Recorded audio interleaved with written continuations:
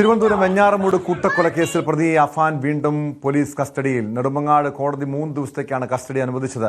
പിതൃ സഹോദരൻ അബ്ദുൽ ലത്തീഫിനെയും ഭാര്യയെയും കൊലപ്പെടുത്തിയ കേസിലാണ് അഫാനെ പോലീസ് കസ്റ്റഡിയിൽ വിട്ടിരിക്കുന്നത്. പ്രതിയെ തെളിവെടുപ്പിനായി വൈകാതെ ലത്തീഫിന്റെ വീട്ടിലെത്തിക്കും. അതേസമയം കൂട്ട കൊലപാതകത്തിന്റെ കാരണം സാമ്പത്തിക ബാധ്യത തന്നെയെന്ന് ഉറപ്പിച്ചിരിക്കുകയാണ് അന്വേഷണ സംഘം. അബ്ദുൾ റഹീം സൗദിയിൽ നടത്തിയിരുന്ന വ്യാപാരത്തിൽ തകർച്ച നേരിട്ടിട്ടും കുടുംബത്തിന്റെ ആഡംബര ജീവിതശൈലി മാറ്റമില്ലാതെ തുടർന്നതാണ് ബാധ്യതകളുടെ ആക്കം കൂട്ടിയതെന്നാണ് പോലീസിന്റെ കണ്ടെത്തൽ. ഡാൻ കുര്യൻ ചേരുന്നുണ്ട് വിവരങ്ങളുമായി. ഡാൻ, ഏറ്റവും ഒടുവിൽ ഈ കേസുമായി ബന്ധപ്പെട്ട് 3 ദിവസത്തേക്ക് അഫാനെ കസ്റ്റഡിയിൽ വിട്ടിട്ടുണ്ട്. തെളിവെടുപ്പ്, അതായത് കൊല്ലപ്പെട്ട പിതൃ സഹോദരന്റെ വീട്ടിലെത്തിച്ച് തെളിവെടുപ്പ് നടത്തണം. മറ്റെന്തൊക്കെയായിരിക്കും പോലീസിന്റെ നീക്കങ്ങൾ?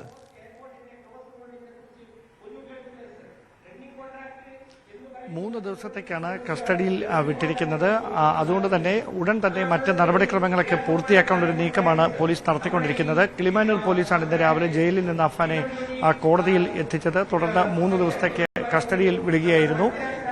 SN പുരത്തുള്ള, അതായത് ചുള്ളാളത്തെ SN പുരത്തുള്ള അബ്ദുൾ റഹീമിന്റെ സഹോദരൻ കൂടിയായ ലത്തീഫിന്റെ വീട്ടിലേക്കാണ് പ്രതിയുമായി അന്വേഷണ സംഘം ആദ്യം എത്തുകയെന്നാണ് നമുക്ക് അറിയാൻ കഴിയുന്നത്. വൈദ്യപരിശോധനയ്ക്ക് ശേഷമായിരിക്കും ഈ വീട്ടിൽ എത്തിക്കുക. അതിനുശേഷം അവിടെ സംഭവങ്ങൾ ചോദിച്ചറിയും. അവിടെ തെളിവെടുപ്പ് പൂർത്തിയാക്കിയതിനു ശേഷം വീണ്ടും ഈ പോലീസ് കസ്റ്റഡിയിൽ തെളിവെടുപ്പിന്റെ തുടർ നീക്കങ്ങളുടെ ഭാഗമായി വിശദമായ ചോദ്യം ചെയ്യൽ ഉൾപ്പെടെയുള്ള നടപടികളിലേക്ക് കടക്കുമെന്നാണ് നമുക്ക് ലഭിക്കുന്ന സൂചനകൾ.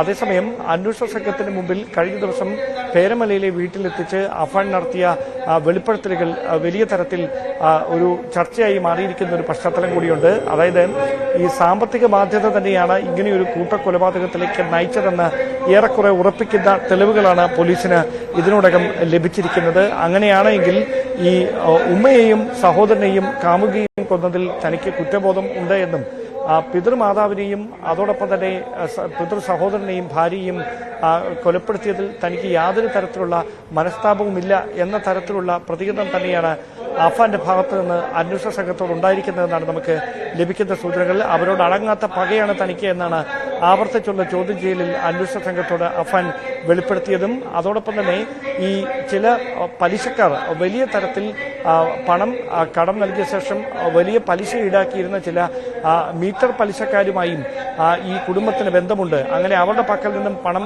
കടം വാങ്ങിയിട്ടുണ്ട്. അങ്ങനെ 10,000 രൂപ വരെ ദിവസം പലിശ കൊടുക്കേണ്ട സാഹചര്യം ഉണ്ടായിരുന്നു എന്ന തരത്തിലുള്ള ചില സൂചനകളൊക്കെ പോലീസിന് ലഭിച്ചിട്ടുണ്ട്. ആ വശത്തേക്ക് കൂടി അന്വേഷണം നീളുന്ന സാഹചര്യമുണ്ട്. ഇങ്ങനെയൊരു വൻ ബാധ്യത അഫാനും ഉമ്മയ്ക്കും വരാനുള്ള സാഹചര്യം എന്താണ് എന്നതടക്കമുള്ള കാര്യങ്ങളെക്കുറിച്ച് പോലീസിന്റെ വിശദമായ അന്വേഷണം പുരോഗമിക്കുകയാണ്.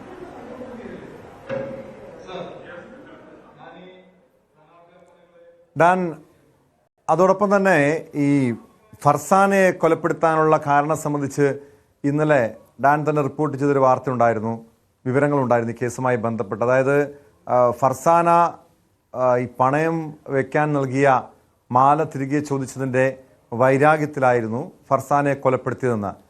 അതിനപ്പുറം ഇത് ഫർസാനയ്ക്ക് അറിയാമായിരുന്നു അഫാൻ ഇത്തരം ഒരു വിരോധം തന്നോട് ഉണ്ടായിരുന്നുവെന്ന്. ഈ കൊല്ലപ്പെടും വരെയും അഫാന തൻ്റെ ഈ കാമുകൻ്റെ ഇത്തരത്തിലുള്ളൊരു ക്രൂരമായ മനോഭാവത്തെക്കുറിച്ച് അഫാനയ്ക്ക് എന്തെങ്കിലും സൂചനയെങ്കിലും ലഭ്യമായിരുന്നോ?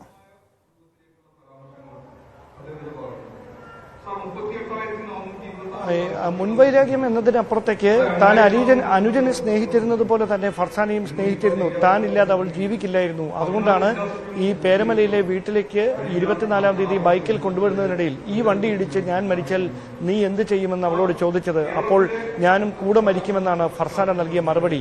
അത്രമാത്രം ഫർസാന തന്നെ സ്നേഹിച്ചിരുന്നു. താൻ ഇല്ലാതെ അവൾ ജീവിക്കുകയുമില്ലായിരുന്നു എന്നൊക്കെയാണ് അന്വേഷണ സംഘത്തോട് അഫാൻ നടത്തിയ വെളിപ്പെടുത്തൽ. അതായത് ഫർസാനയെ കൊലപ്പെടുത്തിയില്ലായിരുന്നെങ്കിൽ അവൾ ജീവിതത്തിൽ തനിച്ചാകും. തനിക്കിനി ഒരു സാധാരണ ജീവിതം ഉണ്ടാകുകയില്ല. മറ്റുള്ളവരെ കൊലപ്പെടുത്തിയ ശേഷം വിഷം കഴിച്ച് ആത്മഹത്യ ചെയ്യുന്നതിലൂടെ താനും ഇല്ലാതാകുമെന്ന് തന്നെയാണ്, അതായത് വിഷം കഴിച്ചതിലൂടെ താനും മരണപ്പെടുമെന്ന് തന്നെയാണ് അഫാനും കരുതിയത്. പക്ഷേ അങ്ങനെയല്ല സംഭവിച്ചത്. അങ്ങനെ തനിച്ചാകുന്ന ഫർസാന പിന്നീട് ഒറ്റപ്പെടുന്ന ഒരു പശ്ചാത്തലം വരും. അത് ഒഴിവാക്കാനാണ് ഫർസാനയെ കൊലപ്പെടുത്തിയത് എന്നാണ് അന്വേഷണ സംഘത്തോട് അഫാൻ ആവർത്തിച്ച് വ്യക്തമാക്കിയിരിക്കുന്നത്. അതിനപ്പുറത്തേക്ക് ഈ സ്വർണം പണയം വെക്കാൻ നൽകിയിട്ടുണ്ടോ എന്നുള്ള കാര്യം അഫാന്റെ പിതാവ് തന്നെ നേരത്തെ സമ്മതിച്ചതാണ്. അങ്ങനെ നൽകാനുണ്ടായിരുന്ന പണം ഫർസാനയ്ക്ക് നൽകുകയും ചെയ്തിരുന്നു. പക്ഷേ ഫർസാനയുടെ ചില ആഭരണങ്ങൾ കൂടി ഈ അഫാന്റെ കൈവശം ഉണ്ടായിരുന്നു എന്ന തരത്തിലുള്ള വിവരങ്ങൾ കൂടി പോലീസിന് ലഭിച്ചിട്ടുണ്ട്. അതുമായി ബന്ധപ്പെട്ട് ഫർസാനയുടെ കുടുംബാംഗങ്ങളടക്കം വിശദമായി കാര്യങ്ങൾ ചോദിച്ചറിയും. ഇപ്പോഴത്തെ ഒരു മാനസികാവസ്ഥയിൽ അവരിൽ നിന്ന് ഇത്തരം കാര്യങ്ങൾ ചോദിച്ചറിയാൻ പറ്റുന്ന ഒരു സാഹചര്യമല്ല. ഫർസാനയുടെ ബാപ്പയടക്കം വലിയ തരത്തിൽ മാനസികമായ ഒരു സമ്മർദ്ദത്തിലൂടെയാണ് കടന്നു പോകുന്നത്. അദ്ദേഹം ഇപ്പോഴും ഈ മകൾ ഇങ്ങനെ ഇല്ലാതായി എന്നൊരു കാര്യം ഉൾക്കൊള്ളാൻ കഴിയാതെ ഒരു മനോനില തെറ്റിയ തലത്തിലാണ് ബന്ധുക്കളോടും സുഹൃത്തുക്കളോടും ഒക്കെ പെരുമാറുന്നത്. അതുകൊണ്ട് ഈ ഘട്ടത്തിൽ ആ കുടുംബാംഗങ്ങളുടെ കാര്യങ്ങൾ ചോദിച്ചറിയുക എന്നത് അന്വേഷണ സംഘത്തിന് മുമ്പിൽ ഏറെ ശ്രമകരമായ ഒരു ദൗത്യമാണ്. പക്ഷേ വൈകാതെ അത്തരം നടപടികളിലേക്ക് കൂടി അവർ കടക്കുമെന്നാണ് ലഭിക്കുന്ന വിവരങ്ങൾ. ഈ ഷെമിയുടെ മൊഴി, ഷെമി തുടക്കത്തിൽ നൽകിയ മൊഴി താൻ കാൽവഴുതി വീണാണ് പരിക്കേറ്റതെന്നാണ്. കഴിഞ്ഞ ദിവസമാണ് ഷെമിക്ക് ഇളയ മകൻ നഷ്ടപ്പെട്ടു എന്ന യാഥാർത്ഥ്യം അവർ തിരിച്ചറിയുന്നത്. പോലീസ് ഷെമിയുടെ കൂടുതൽ മൊഴിയെടുക്കാൻ വേണ്ടിയുള്ള ശ്രമം, നീക്കങ്ങൾ പോലീസിന്റെ ഭാഗത്തുനിന്നുണ്ടായിട്ടുണ്ടോ ഡാൻ?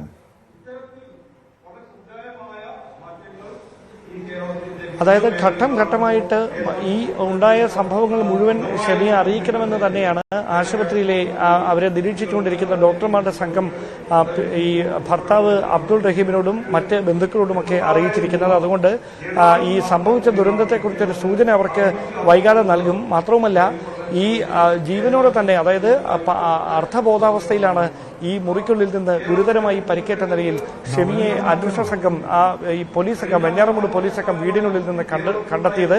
തുടർന്ന് മെഡിക്കൽ കോളേജ് ആശുപത്രിയിലേക്ക്, വെഞ്ഞാറമൂടിലെ ആശുപത്രിയിലേക്ക് എത്തിക്കുകയായിരുന്നു. അങ്ങനെ പോലീസ് സംഘം അവിടെ നിന്ന് ഷെമിയെ ആശുപത്രിയിലേക്ക് നീക്കുന്നതിനിടയിൽ ഉദ്യോഗസ്ഥർ തന്നെ മുകളിലത്തെ നിലയിൽ മൃതദേഹമുണ്ട്, സമീപത്ത് മൃതദേഹങ്ങൾ കിടക്കുന്നുണ്ട് എന്ന തരത്തിൽ നടത്തിയ പരാമർശങ്ങളൊക്കെ ഷെമി കേട്ടിട്ടുണ്ട് എന്ന് തന്നെയാണ് പോലീസ് പറയുന്നത്. അതായത് ഷെമിയെ മകൻ ആക്രമിച്ച് തന്നെയാണ് തനിക്ക് ഇങ്ങനെയൊരു ദുരന്തമുണ്ടായത്, താൻ മാത്രമല്ല മറ്റുള്ളവർക്കും ഇങ്ങനെയൊരു ദുരനുഭവം മകന്റെ ഭാഗത്തു നിന്ന് ഉണ്ടായിട്ടുണ്ട് എന്ന കാര്യം ഷെമിക്ക് അറിയാമെന്നൊരു നിഗമനത്തിൽ തന്നെയാണ് പോലീസ് ഉള്ളത്. പക്ഷേ അവരായിട്ട് ഈ കാര്യങ്ങൾ പൂർണ്ണമായി ഇതുവരെ അറിയിച്ചിട്ടില്ല എന്നാണ് ഉദ്യോഗസ്ഥർ ഏറ്റവും ഒടുവിൽ നൽകുന്ന സൂചന.